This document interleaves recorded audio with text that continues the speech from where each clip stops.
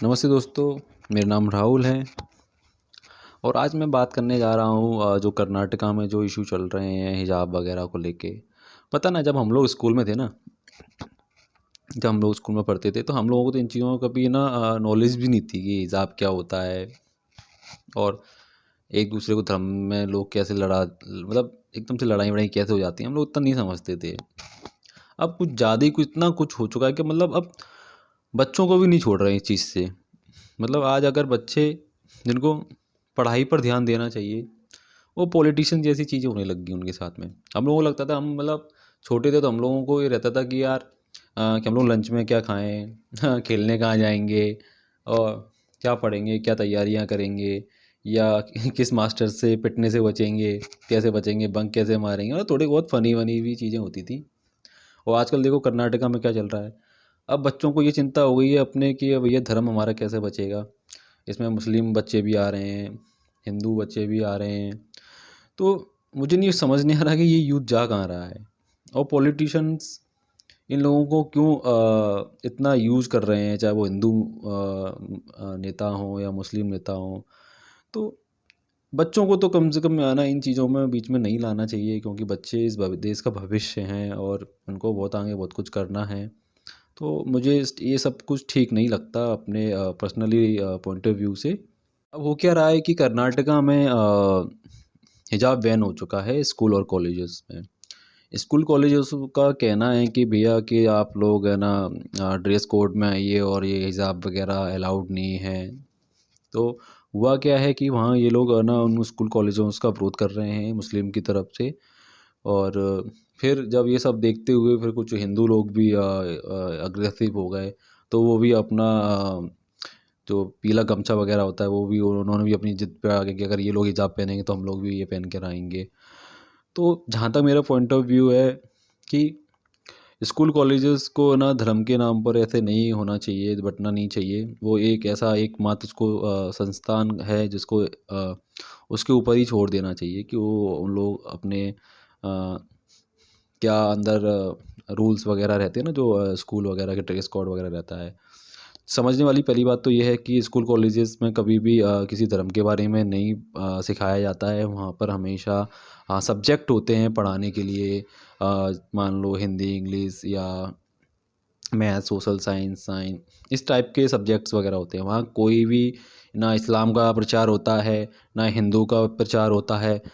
वहाँ सब जो भी टॉपिक रहते हैं वो काफ़ी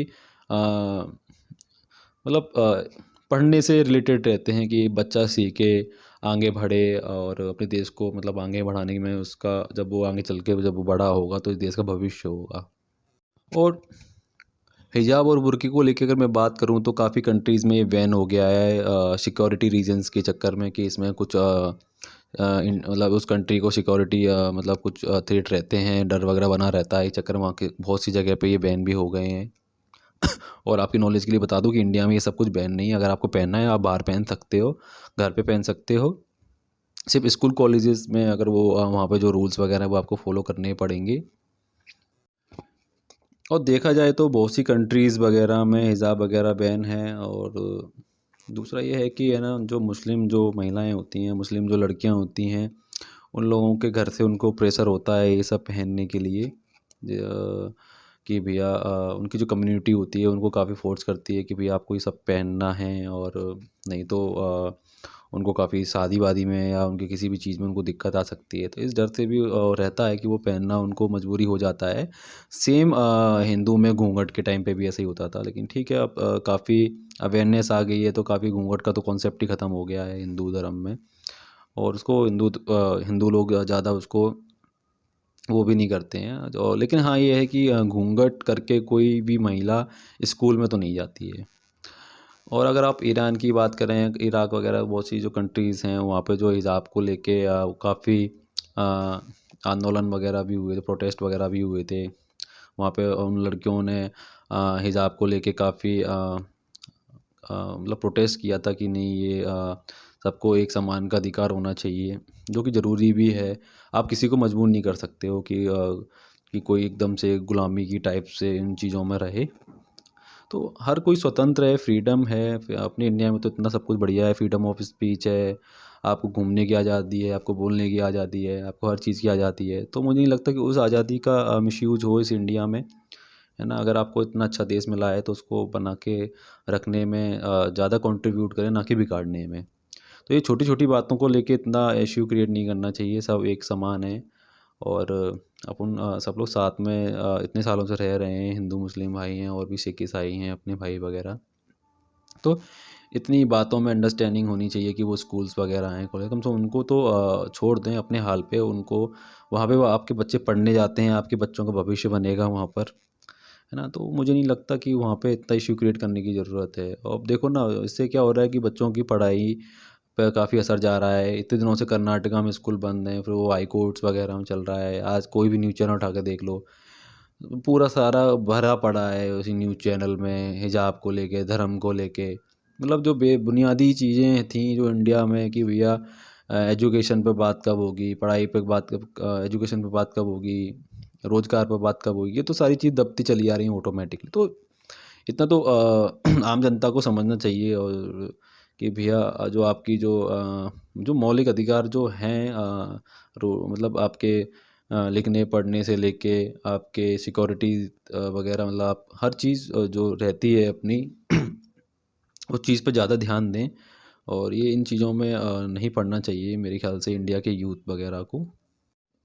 अब बात कर लेते हैं कि अब इसमें गवर्नमेंट का क्या रोल रहेगा, क्योंकि देखो गवर्नमेंट है, गवर्नमेंट को तो दोनों तरफ देखना पड़ेगा। तो गवर्नमेंट को भी अब क्या करना पड़ेगा, जैसे मान के चलो जो अपने यहाँ पे संविधान है, और जो अपने जैसे यूएसए में हैं, तो क्या होता है ना कि गवर्नमेंट को पूरा तो नहीं आती हैं वो धर्म वर्म के, पूरे धर्म के कामों में ज़्यादा इंटरफेयर नहीं करती, लेकिन थोड़ा बहुत उनको इंटरफेयर इसलिए रखना पड़ेगा क्योंकि जो इतनी 150 करोड़ की जो आबादी है इंडिया में, और कुछ उसमें मुसलमान भी रह रहे हैं, तरह तरह के और भी धर्म के लोग रह रहे हैं। तो इनमें आराम से ये लोग कैसे रहें, उसमें इनको काफ़ी सोचना है। गवर्नमेंट को, स्पेशली गवर्नमेंट का बहुत अच्छा इसमें पार्ट रहता है। इंटरफेयर उनको उतना करना पड़ता है कि इससे शांति बनी रहे।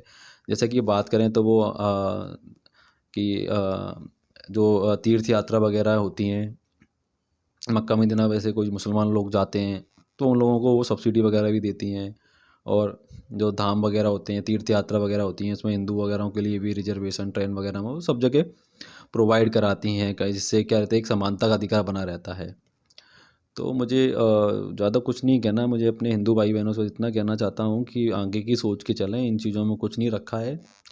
आगे बहुत चीज़ें हैं, हमको अपने आने वाले बच्चों के लिए एक बहुत सुंदर और अच्छा भारत देश बनाना है, जिसमें हम सब लोग मिलकर रह सकते हैं।